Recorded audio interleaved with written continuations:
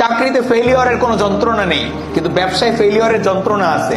ব্যবসা করে মানুষ সেকেন্ডে কোটি টাকা রোজগার করে, কিন্তু একজন চাকরিজীবীর স্ট্রেস হ্যান্ডেল করার কোনো মানসিকতা থাকে না। এই জন্য তার জন্য 9টা 5টা ডিউটি, সকালবেলায় উঠে বাচ্চাদের গালে দুগ্গ চমু দিয়া চলে যাইবে, এরপরে যাইয়া অফিস টফিস করিয়া টিফিন বাটিতে ভাত লইয়া যাইবে, ভাত খাইবে, দুপুরবেলা খাইয়া এরপরে সন্ধ্যাবেলায় ফিরতে আইবে, আইয়া বউ বাচ্চার সাথে সময় দেবে, এরপরে মাস শেষে স্যালারি পাইবে।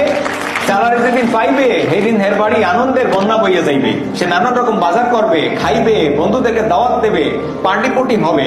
10 দিন 15 দিন পরে পকেটের টাকা ফুরাইয়া যাইবে। এরপরে বলবে বউরে ডাল ভাত রান্না করো, আপাতত এটা দিয়ে 10 দিন চলি।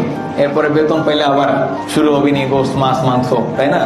লাস্ট যেটা দরকার 5 number, lot of skill you need to operate business.